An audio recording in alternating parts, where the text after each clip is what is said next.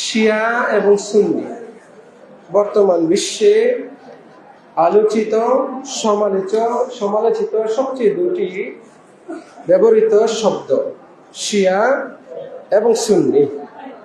আমরা যারা মুসলমান, আমাদের পরিচয় একটাই যে আমরা মুসলিম, কিন্তু তারপরে আমরা কেন নিজেদেরকে শিয়া বলি কেউ কেউ, আবার আমরা কেন নিজেদেরকে সুন্নি বলি? যেমন আমরা বাংলাদেশে আমরা আলহামদুলিল্লাহ শতকরা 95% বা তার চেয়েও বেশি সুন্নি মুসলিম। এই পরিচয়ের পেছনে বড় কারণ হচ্ছে যে এই প্রথম দিকে মুসলমানদের প্রথম যুগে রাসূল ইসলামের ওফাতের পর, বিশেষ করে আলী রাদিয়াল্লাহু আনহুর খেলাফতকালে মুসলিমরা দুই ভাগে বিভক্ত হয়ে যায়। খেলাফত নিয়ে এবং আলী রাদিয়াল্লাহু আনহু ও আহলে বাইত তাদের বিষয়ে অতিরঞ্জন করা নিয়ে মুসলিমদের মধ্যে দুইটা গ্রুপ তৈরি হয়, মুসলমানরা দুই ভাগে বিভক্ত হয়ে যায়। বিশেষ করে যারা সেই সময় দাবি করে যে খেলাফতের হকদার হচ্ছেন আলী রাদিয়াল্লাহু আনহু, যেহেতু আলী রাদিয়াল্লাহু আনহুকে খেলাফত দেওয়া হয় নাই, যারা দেয় নাই, অবশেষে যারা নিজেদেরকে খলিফা দাবি করেছে বা যাদেরকে খলিফা হিসেবে গ্রহণ করা হয়েছে তারা কাফের। এইভাবে কাফের ফতোয়া দিয়ে নিজেদেরকে আলী রাদিয়াল্লাহু আনহু এবং তার স্ত্রী ফাতেমা রাদিয়াল্লাহু আনহা, সেই সাথে আহলে বাইতের সাথে যাদের সম্পর্ক, বিশেষ করে আহলে বাইত হিসেবে তারাই যাদেরকে নির্ধারণ করে, যেমন আবু যর রাদিয়াল্লাহু আনহু, সালমান রাদিয়াল্লাহু আনহু, তারপরে এরকম আরো বেশ কয়েকজন হাতে গোনা 12-13 জন সাহাবী, তাদেরকে আহলে বাইত হিসেবে আখ্যায়িত করে। এই সাহাবীদেরকেই তারা মুসলিম বলে দাবি করে, বাকিরা সবাই কাফের হয়ে গিয়েছে। এইরকম ভাবে নিজেদেরকে আলাদা করে নেয় মুসলিম মিল্লাত থেকে। তারা তখন থেকেই শিয়া নামে আখ্যায়িত হয়। এবং এই শিয়াদের মধ্যে বর্তমানে যারা শিয়া রয়েছে তাদের বিভিন্ন প্রকার রয়েছে। আমভাবে সাধারণভাবে আমরা সবাইকে কাফের বলবো, সবাইকে অমুসলিম বলবো, এটা সমীচীন নয়, এটা উচিত নয়। আমাদের যারা সালাফি আলেম উলামা রয়েছেন তারা এই ব্যাপারে সতর্ক করেছেন, সকল শিয়াই কাফের নয়, সকল শিয়াই অমুসলিম নয়, বরং শিয়াদের মধ্যেও অনেকেই রয়েছেন যারা আমাদের মতোই মুসলিম, বিশেষ করে যারা এতটুকুতে শিয়া যে তারা দাবি করেন আলী রাদিয়াল্লাহু আনহু খলিফা হওয়ার হকদার ছিলেন, আলী রাদিয়াল্লাহু আনহু আবু বকর, উমর, উসমানের চেয়ে উত্তম, এতটুকু যারা দাবি করে তাদেরকে আমরা কোনোভাবেই কাফের বলবো না। কারণ তাদের অন্যান্য আমল, তাদের অন্যান্য ইবাদত আমাদের মতোই। কিন্তু শিয়াদের মধ্যে একটা গ্রুপ রয়েছে যারা অত্যন্ত খারাপ আকীদার অধিকারী, যারা রাফিজি শিয়া, যারা ইসনা আশারিয়া, যারা 12 ইমামে বিশ্বাসী, যারা এরা হচ্ছে এমন, তাদের দাবি হচ্ছে মহাগ্রন্থ আল কোরআন, এই যে আমরা কোরআন পড়ি এটা আসল কোরআন না, এটা নকল কোরআন। আসল কোরআন হচ্ছে 60 পারা। তাদের একটা গ্রুপের দাবি হচ্ছে আসল কোরআন হচ্ছে 40 পারা, আরো 10 পারা রয়েছে। তাদের দাবি হচ্ছে কোরআনের মধ্যে এমন সূরা রয়েছে যে সূরার নাম হচ্ছে আলে বাইত বা আহলে বাইতের নামে সূরা রয়েছে। এইরকম দাবি করে।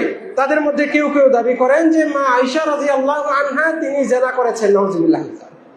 কিয়ামতের আগে হলেও তারা তাকে কবর থেকে বের করে রজম মারবে। এইরকম ভ্রান্ত আকীদা যারা দাবি করে যে আবু বকর কাফের, ওমর কাফের, ওসমান কাফের রাদিয়াল্লাহু আনহু, এইরকম যারা দাবি করে তারা কাফের, এরকম শিয়ারা কাফের। কাজেই আমরা ঢালাও ভাবে সবাইকে কাফের বলবো না। তবে বর্তমানে ইরানে যে সমস্ত শিয়ারা রয়েছে, ইরান শিয়া রাষ্ট্র, রাষ্ট্রীয়ভাবে তাদের যে আকীদা বিশ্বাস এটা সম্পূর্ণ কুফরি বিশ্বাস। কাজেই তারা কাফের আহলুস সুন্নাত ওয়াল জামায়াতের আকীদা ও বিশ্বাস অনুপাতে, কারণ তাদের ভেতরে ওই কুফরি বিশ্বাসগুলো রয়েছে। আল্লাহ রাব্বুল আলামিন আমাদেরকে এই সমস্ত শিয়া রাফিজিদের ভ্রান্ত আকীদা থেকে হেফাজত করুন। তাদের প্রচার ও প্রসারণার যে কুফল রয়েছে, রব্বুল আলামিন আমাদেরকে সেগুলো থেকে হেফাজত করুন। আমরা অবশ্যই সচেতন থাকবো, সচেতন হব। ইরান প্রেমী হওয়া যাবে না, শিয়া প্রেমী হওয়া যাবে না। ইরান প্রেমী হওয়া যাবে না। এরা শুধু লেবাসে বাহ্যিক তারা মুসলিম, আমি তাদেরকে মুসলিম মনে করি, আমাদেরকে দেখাই মুসলিম, কিন্তু ভেতরে তারা মুসলিম না। শুধু আপনাদেরকে দুইটা তথ্য দিই। ইরান এমন একটা রাষ্ট্র, যে রাষ্ট্রে আপনি আবু বকর নামে কোনো ব্যক্তি পাবেন না, মুসলিম পাবেন না। ওমর নামে কোনো মানুষ পাবেন না। আয়েশা নামে কোনো মহিলাকে পাবেন না। কারণ এই উম্মতের শ্রেষ্ঠ সন্তান হচ্ছেন তারা। তারা ওই ইরানের রাষ্ট্রীয়ভাবে, ইরান এবং তাদের শাসক গোষ্ঠী, তাদের আলেম ওলামাগণ রাষ্ট্রীয়ভাবে, দ্বীনিভাবে, তাদের ধর্মগতভাবে বিশ্বাস করে যে এই নামগুলো কাফেরদের নাম। আবু বকর ছিলেন কাফের, ওমর ছিলেন কাফের, আয়েশা হচ্ছে কাফের, নাউজুবিল্লাহ। কাজে এই নাম এখানে রাখা যাবে। এইভাবে তারা ওই রাষ্ট্রীয় ব্যবস্থা কায়েম করে রেখেছে।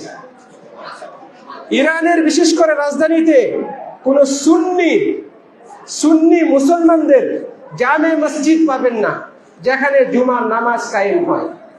আপনাকে এরকম আরো অসংখ্য তথ্য দেওয়া যাবে। কাজেই ইরান প্রেমী হবেন না।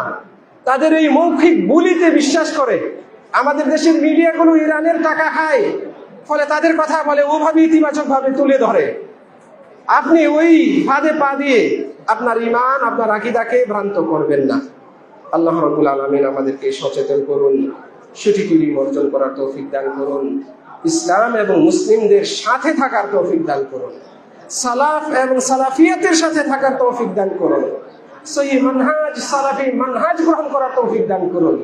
আর এই জন্য আপনাকে আমাকে বাংলাদেশ জামিয়াতে আহলে হাদিস, বাংলাদেশ জামিয়াতে শুকবানি আহলে হাদিসের সাথে থাকতে হবে। আল্লাহ রাব্বুল আলামিন আমাদেরকে তৌফিক দান করুন। সর্বোপরি আমি আমাদের সকলের ইবাদতগুলোকে আল্লাহ রাব্বুল আলামিন কবুল করুন। আজকের এই আয়োজনকে কবুল করুন, এই কামনা রেখে আজ আলোচনা শেষ করছি। ওয়া মা আলাইনা ইল্লাল বালাগ। আসসালামু আলাইকুম ওয়া রাহমাতুল্লাহি ওয়া বারাকাতুহু।